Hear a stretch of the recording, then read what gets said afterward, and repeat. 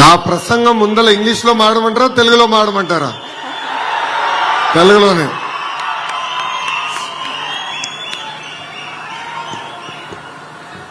పత్తికొండ పౌరుషం ఎప్పుడు అదుర్స్.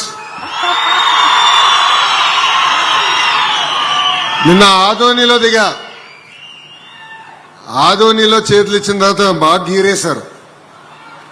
కరెక్ట్గా ఒక రోజు బ్రేక్ దొరికింది, మీ దగ్గరకు వచ్చా. చేయిస్తే తిరిగి ఇచ్చేటట్టు లేరు మీరు. ఛాన్స్ ఇస్తే మీరు ఇక్కడనే ఉండననే ప్రేమతో ఆ పలకరింపు ఉందే, అది జీవితాంతం నేను గుర్తుపెట్టుకుంటానని పత్తికొండ ప్రజలందరికీ తెలియజేస్తున్నా. Pattikonda youth power others. Shyam youth అనొచ్చా, యూత్ దాటాడా తెలియదు ఇంకా. కానీ యువకుడు, ఉత్సాహవంతుడు, మన కోసం అహర్నిశలు పనిచేసే వ్యక్తి గౌరవ శాసనసభ్యుడు శ్యామ్ గారు. బంగారు గన్నులున్న అద్భుతమైన భూమి మన పత్తికొండ. మొన్నే గౌరవ ముఖ్యమంత్రి గారు వచ్చి జొన్నగిరిని స్వర్ణగిరిగా నామకరణ కూడా చేస్తాం జరిగింది. భారతదేశంలోనే మొదటిసారి ఒక ప్రైవేట్ సంస్థ గోల్డ్ మైనింగ్ చేస్తున్నాం. అది కూడా మన పత్తికొండలో జరుగుతాం.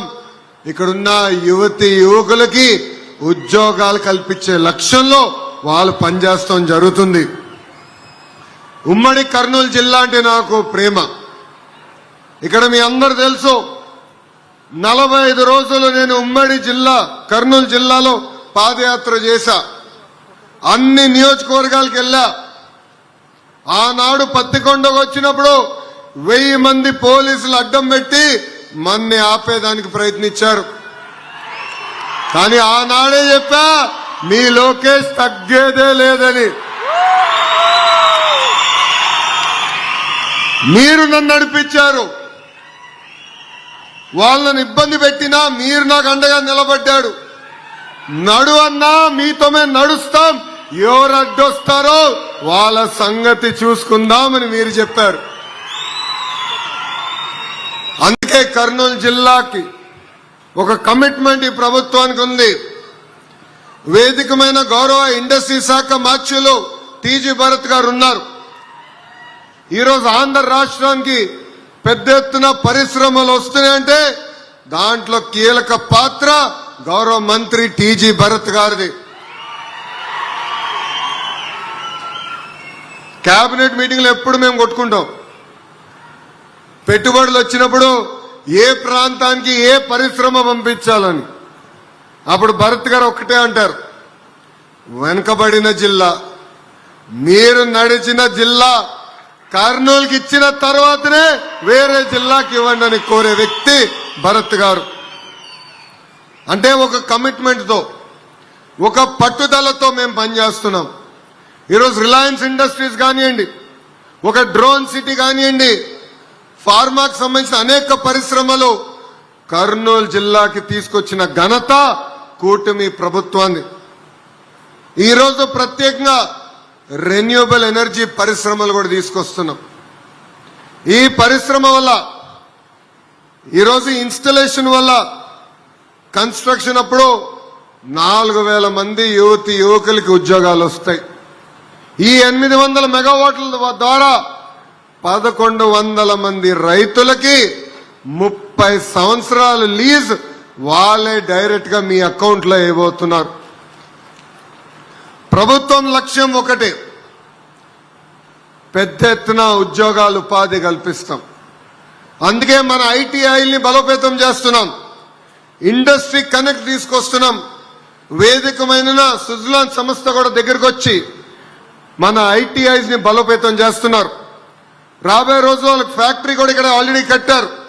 అనంతపూర్ జిల్లాలో 1200 మందికి వాళ్ళు ఉద్యోగాలు కల్పిస్తున్నారు.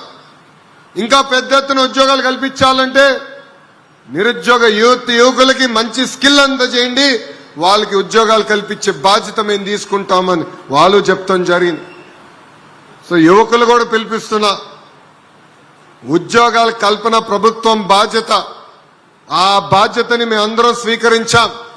కానీ ఒక పట్టుదలతో ఒక క్రమశిక్షణతో పనిచేయాల్సిన బాధ్యత యువత పైన కూడా ఉందని ఈ సభాముఖంగా తెలియజేస్తున్నా. కేవలం మన దేశమే కాదు, ఇతర దేశాలు తిరుగుతున్నాం.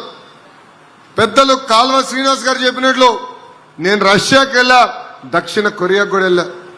నేనే కాదు, టీజీ భరత్ గారు అమెరికా కానీ యూరోప్ కానీ అనేక దేశాలు తిరిగి మన రాష్ట్రంలో పెట్టుబడులు తీసుకొస్తున్నారు. దాని వెనకాల ఒకే ఒక లక్ష్యం. ఆనాడు యువగలం పాదయాత్రలో నేను హామీ ఇచ్చా, 5 సంవత్సరాలు 20 లక్షల ఉద్యోగాలు నిరుద్యోగ యువకులు కల్పించాలని. ఆ హామీ నిలబెట్టుకునే దానికే ఈ ప్రక్రియ మేము చేస్తున్నాం. నిన్న కూడా మీటింగ్ లో చెప్పా, యువగలం పాదయాత్రకు వచ్చినప్పుడు కరెక్ట్ గా కర్నూలు పట్టణంలో కొంతమంది లాయర్లు అడ్వకేట్లు కలిశారు.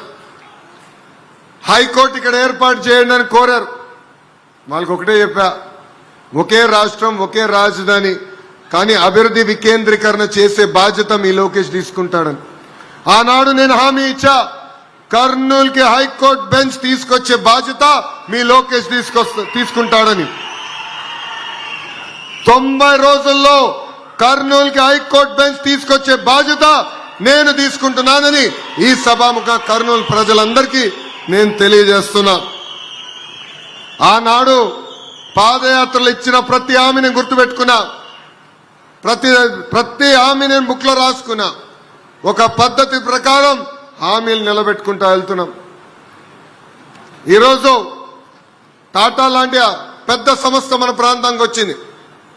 కావాలని ప్రతిపక్షంలో ఉన్న కొంతమంది నాయకులు మన మధ్యలో చిచ్చు పెట్టడానికి ప్రయత్నిస్తున్నారు, మన్ని రెచ్చగొట్టడానికి ప్రయత్నిస్తున్నారు, పరిశ్రమలు రాకుండా చేయడానికి ప్రయత్నిస్తున్నారు. దయచేసి ఇక్కడున్న రైతులందరినీ కోరేది అప్రమత్తంగా ఉండండి. ఇది ఒక అద్భుతమైన అవకాశం. వాళ్ళు మన భూమి తీసుకుని ప్రతి సంవత్సరం మనకి కౌలు ఇస్తాం జరుగుతుంది. ఈరోజు సోలార్ విద్యుత్ విండ్ కంపెనీలు వచ్చినాయి కనుకనే మనం కరెంటు ఛార్జీలు కూడా పెరగకుండా చూసుకుంటున్నాం. ఆనాడు నేను పాదయాత్రలు చెప్పా, 5 సంవత్సరాలు ఒక్కసారి కూడా మేము కరెంటు ఛార్జీలు పెంచుతాం కాదు కదా, కరెంటు ఛార్జీలు తగ్గించే బాధ్యత మేము తీసుకుంటామని. ఈరోజు నేను చెప్తున్నా, కూటమి ప్రభుత్వ అధికారంలోకి వచ్చిన తర్వాత ప్రతి యూనిట్ కి 13 పైసలు కరెంటు ఛార్జీలు తగ్గించిన ఘనత మా ప్రభుత్వాన్ని, మన ప్రభుత్వాన్ని. అందుకే ఇలాంటి ప్రాజెక్టులను ఆశీర్వదించండి, దీవించండి. ఒక పట్టుదలతో పనిచేయాల ఆలోచనతో మీ ముందర మేమందరం నిలబడుతున్నాం. నా లక్ష్యం ఒకటే, అన్ని రంగాల్లో ఆంధ్ర రాష్ట్రం నంబర్ 1 ఉండాలని. ఈరోజు ఈ మీటింగ్ వస్తున్నప్పుడు పెద్దల్ని కలిసా, ఒక 10 నిమిషాలు వాళ్ళకి చెప్పా, ఈ రెన్యూబుల్ ఎనర్జీ ఎడిషన్ లో ఆంధ్ర రాష్ట్రం 4వ స్థానంలో ఉంది. మొదటి స్థానంలో గుజరాత్, 2వ స్థానంలో రాజస్థాన్, 3వ స్థానంలో మహారాష్ట్ర, దాని తర్వాత ఆంధ్ర రాష్ట్రం ఉంది. నేను చెప్పా, ఇది నాకు సంతృప్తిగా లేదు. 4800 మెగావాట్లు యాడ్ చేస్తూ నాకు సంతృప్తిగా లేదు. 15,000 మెగావాట్లు ప్రతి ఏడా యాడ్ చేసి నంబర్ 1 స్థానంలో తీసుకురాండి అని పెద్దలు కూడా చెప్తాం జరిగింది. విద్య, వైద్యం, ఉపాధి, పరిశ్రమలు, పెట్టుబడి అన్ని రంగాల్లో నంబర్ 1 ఉండాలనే లక్ష్యంతో మేము అందరం పనిచేస్తున్నాం. ఎప్పుడు నేను హైదరాబాద్ చూసినా నాలో ఒక కసి. 62 సంవత్సరాలు కలిసికట్టుగా హైదరాబాద్ మనం అభివృద్ధి చేశాం. ఒక్క క్షణంలో మెడబట్టి మనం బయటికి గెంటేశారు. రాజధాని ఎక్కడుండాలో కూడా చెప్పలేదు. మన సొంత కాళ్ళ పైన మనం ప్రయాణం ప్రారంభించాం. కట్టుబట్టలతో మన ప్రయాణం ప్రారంభించాం. అదే నాలో కసి పెంచింది. ఒక్క హైదరాబాద్ కాదు కదా, ఆంధ్ర రాష్ట్రంలో అనేక పట్టణాలు అభివృద్ధి చేయాలి. హైదరాబాదే కాదు, భారతదేశంలో నంబర్ 1 సిటీగా మన ఆంధ్ర రాష్ట్రం అన్ని సిటీలను అభివృద్ధి చేయాలని. అందుకే విశాఖపట్నం కానివ్వండి, అమరావతి కానివ్వండి, ఇటు కర్నూలు కానివ్వండి, పరిశ్రమలు, పెట్టుబడులు మేము తీసుకొస్తున్నాం. అందుకే రైతులందరినీ కోరుతున్నా, కలిసికట్టుగా రాండి. మన పిల్లల భవిష్యత్తు కోసం, పెద్ద ఎత్తున ఉద్యోగాలు, ఉపాధి కల్పించడం కోసం ఈ ప్రయాణం ప్రభుత్వం చేస్తుందని ఈ సభాముఖంగా తెలియజేసుకుంటూ, ఇప్పుడు వేదిక మీద ఉన్న పెద్దలకి తెలుగులో మాట్లాడింది అర్థం అవ్వలేదు కనుక ఇక్కడి నుంచి నా ప్రసంగం ఇంగ్లీష్లో చెప్తా. Respected Dr. Praveer Sinha ji, CEO MD of Tata Power, Mr. Girish Tantiji, co-founder and vice chairman of Suzlon Group, Shri T.G. Bharat Garu, Honorable Minister of Industries and Commerce, Government of Andhra Pradesh, నాకు తమ్ముడు సమానమైన K E Shyam గారు, honourable MLA Pattikonda,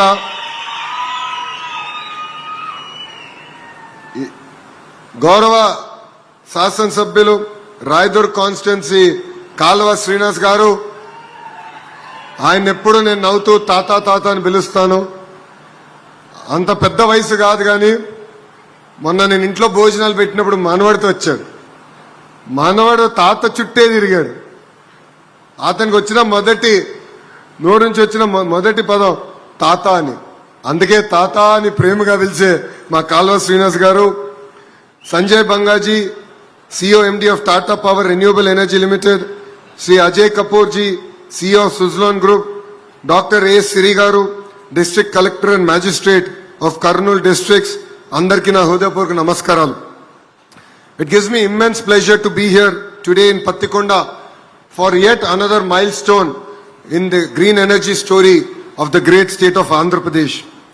All of you are aware, before this government came into power, Andhra Pradesh renewable energy story was all but dead. No additions, meaningful addition of renewable energy happened in the previous administration of 5 years. Power purchase agreements were unilaterally cancelled, throwing the entire sector in disarray.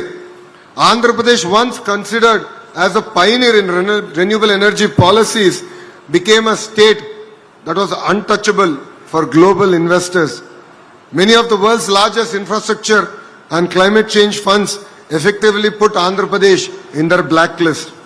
We knew that restoring confidence would be the single biggest priority of this new government.